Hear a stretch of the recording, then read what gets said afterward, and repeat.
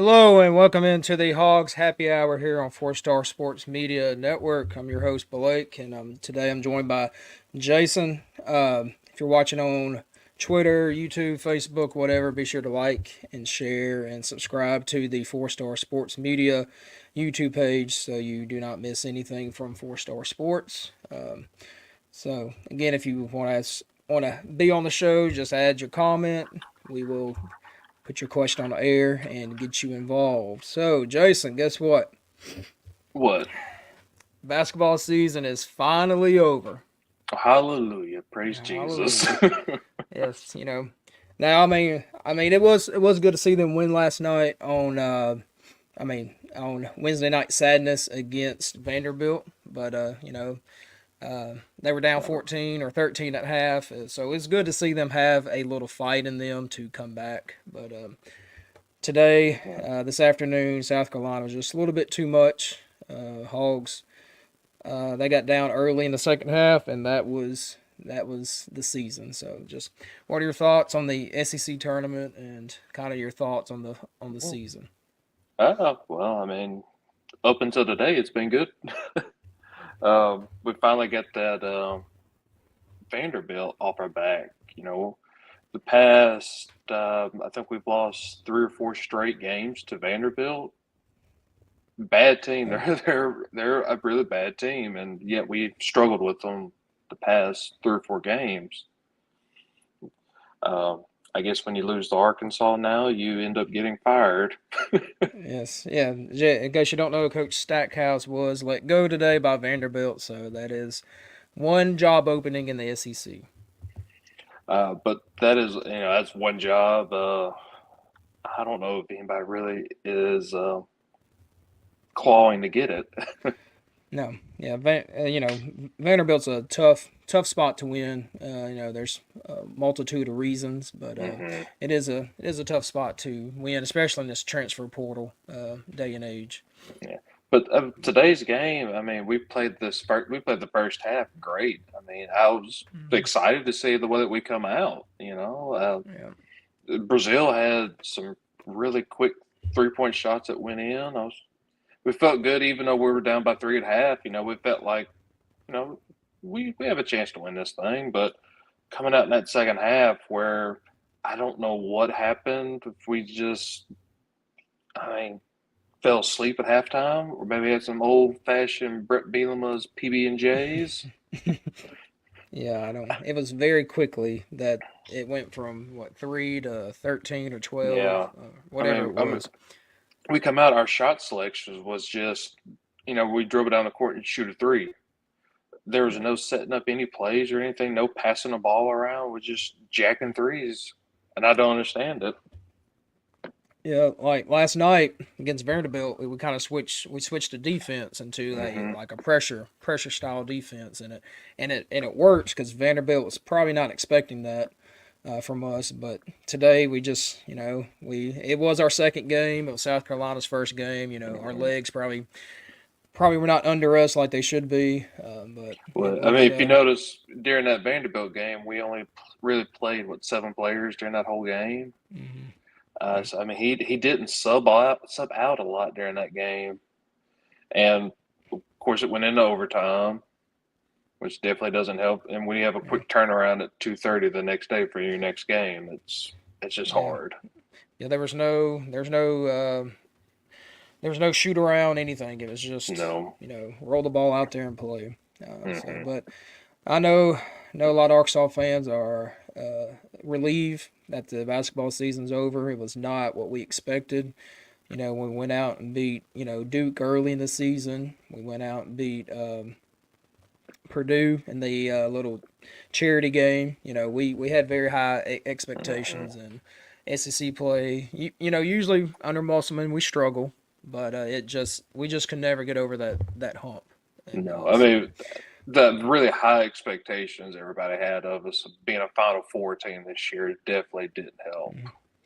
oh yeah, there's a lot of big time media personalities had us in the hmm preseason Final Four pick just based off the roster because that our transfer portal roster was top three, top four in the nation, hmm and but.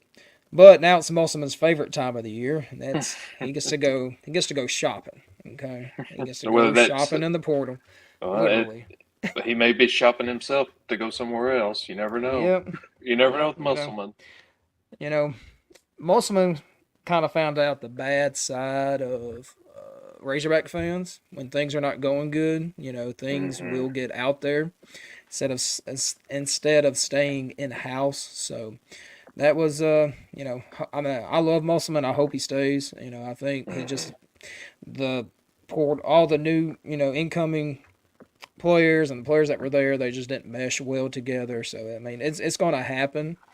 I mean, you look at Kansas State right now. Hmm. Kansas State last year was everyone loved them because they came out dancing and clapping, and they were in the Elite Eight, and now they're last I look on Lenardi's bracketology, they're one of the first four out. So with portal, with NIL, teams could be great one year and then not so great the next Yeah. year. So Arkansas did make, we have made the Sweet 16. We've made a couple, Elite Elite Eights. Eights. So it's going to be okay to have a down year. And when you Yeah. fill out your bracket next week, you don't have to stress about, should I move Arkansas past the Sweet 16? Should I move them past the Elite Eight? You don't have to worry about that at all. So, and I don't think NIT. I don't even think that's an option. No, I I mean think we're ready to pack it in. it's. I mean Beat, we ended up with a losing record. I mean, do you really think you deserve to go no, to any sort no, of postseason? no, no. Now what I would probably see, sometimes like CBS will bring on coaches that have been Hmm. knocked out. I won't be. I bet Musselman ends up on some type of like as an analyst during the tournament somehow, some way, just It because he may knows I'm he knows surprised. Yeah. better. Hmm. So, but anyways, portal season. Now I know now Arkansas's already contacted some guys in the Hmm. portal. That was announced a couple days ago. Even Musselman said it last week in his press conference. He had, they are looking in the portal, or they have been looking in the Yeah. portal. So probably get 7 new guys, maybe possibly 6 to 7, maybe 8. Yeah, it wouldn't surprise me. I mean, he's essentially going to be probably replacing majority of our Mm. current players, whether they're seniors or if they're transferring out. Which the good thing is he does have two talented freshmen coming in. I know Bay Fall and Blocker, they were talented Hmm. freshmen. We saw some of Blocker, didn't see much of Fall. Fall's got to put a little bit of weight on in Hmm. order to handle this college basketball. Blocker, I really enjoyed Blocker. I hope he stays. I know he might be looking elsewhere for playing time and whatnot, but I hope he stays. And Yeah, I do too. But to me, I just got a feeling that he's going to end up transferring. yeah, so well, which the guys that have transferred out, they have done well. This Yeah. past season. Guys went to Euler, went to Arkansas State, BYU. Hmm.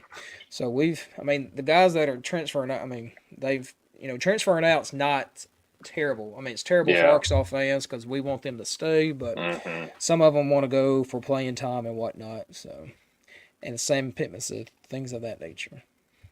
Well, he's So trying to he's quit trying. that. He's trying to quit. Yeah, he's trying. It's hard. It's a hard habit to drop. All right, so a lot has happened since the last show.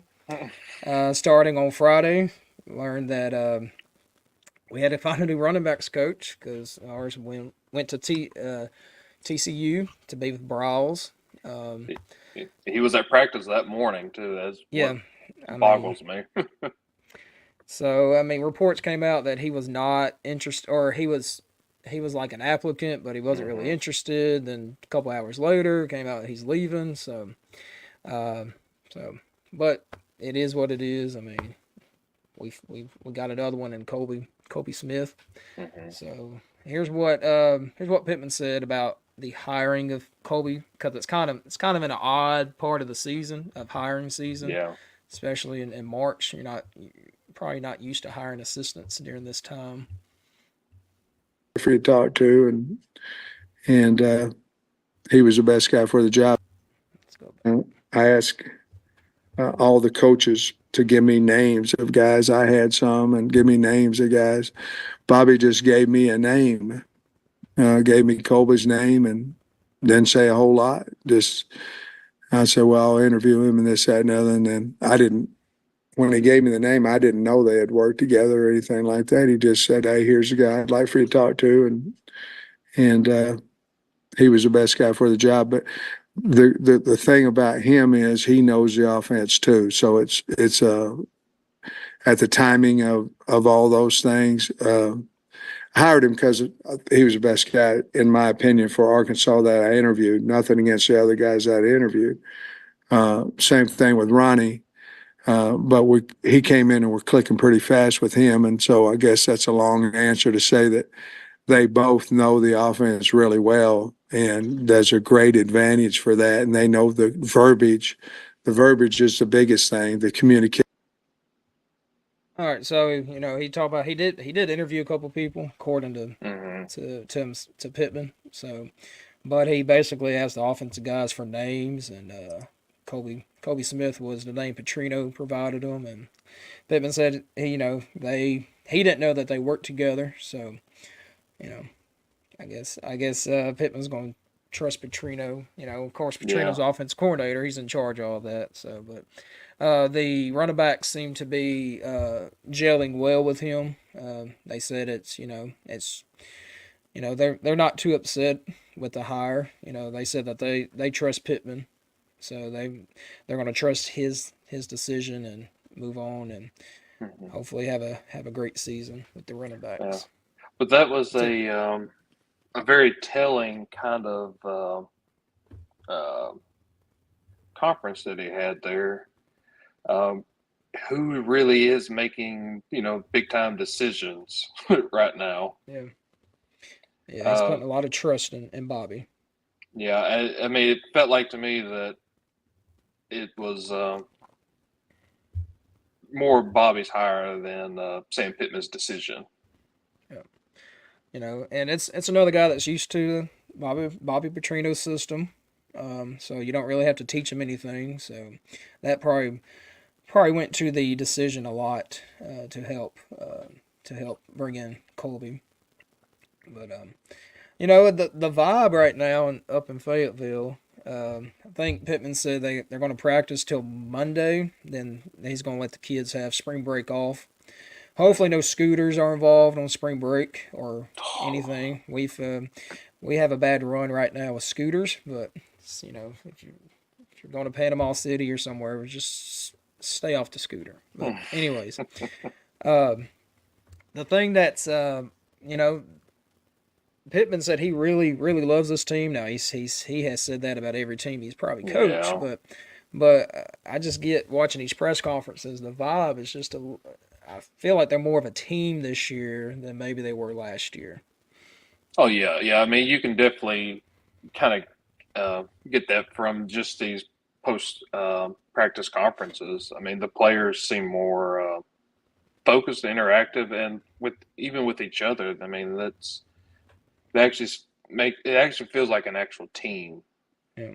And if you read between the lines of some of the returning players' comments, it kind of gives you maybe an insight to really what was happening last season. Yep.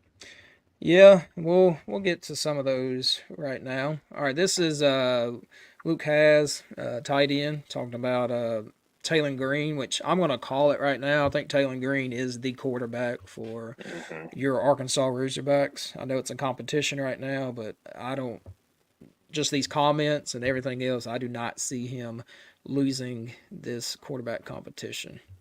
Your thoughts are on Taylon Green and how he has looked. Yes, I mean, I get the privilege. He's in my locker, Alex, so just being able to hear him, he's obviously a leader on the field, but also like in the locker room, he's very vocal, and we're just talking about each other's lives.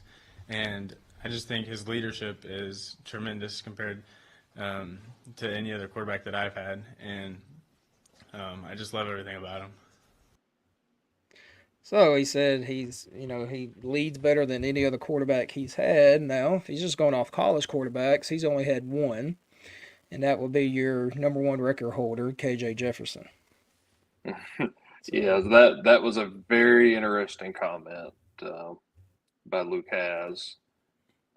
It's about Taylor Green. Yeah. But yeah, I mean, you can kind of tell when you look back now at KJ's body language during games. You can really tell that he just wasn't in it. Yeah. I mean, he sure loved to go to that bench and eat them Skittles, though. Yep. He don't care what it was. He's gonna go eat those Skittles. And now here's Pittman on Talon Green. His main strength is that he can lead a football team. That's his best quality that he has. He's obviously extremely fast. Throws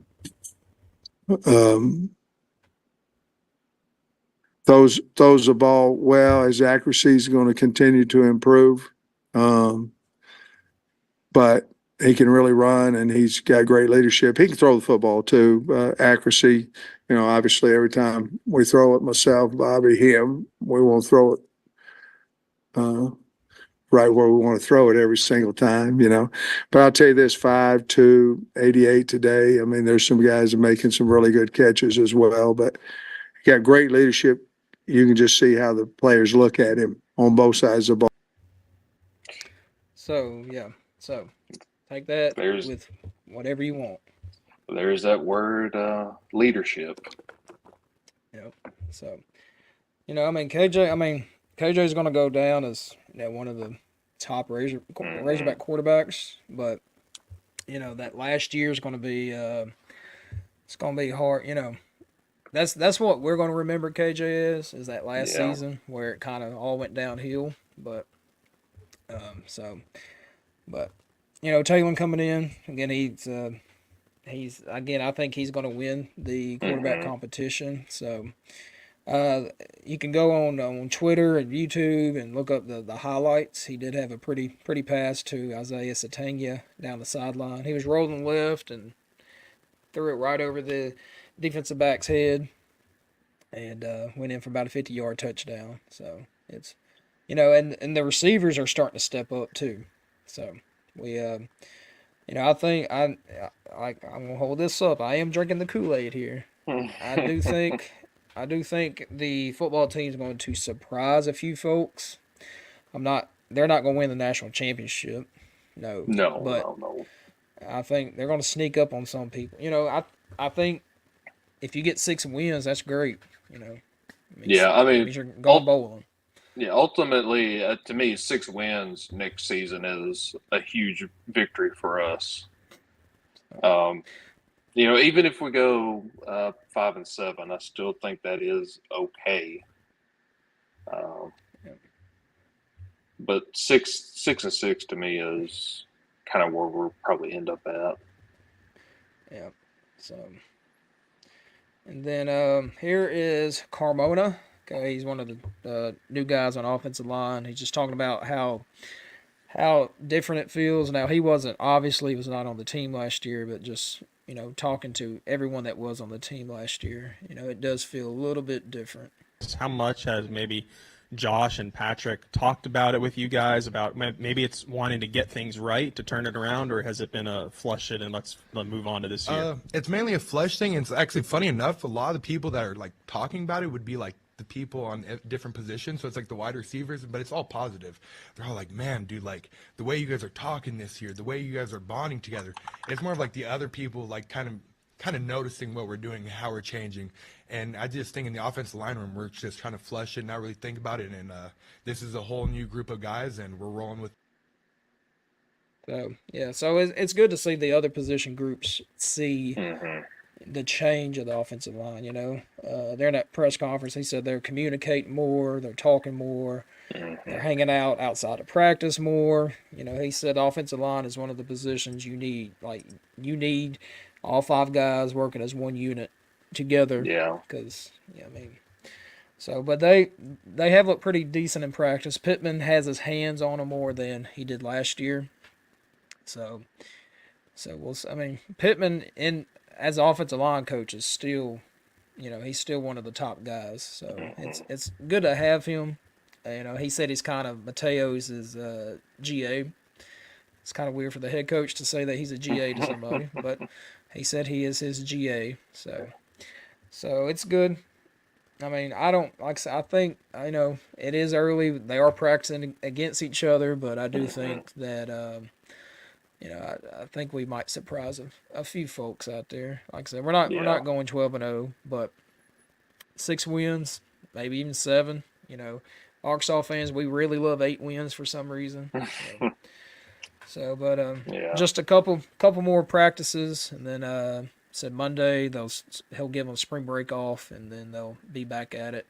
I know here in a few weeks, a couple Saturdays, they're going to have scrimmages at the stadium, so go out and watch them. He said he wants people to watch them. He's opening up practice more to the media, so that's why you're seeing more and more clips online.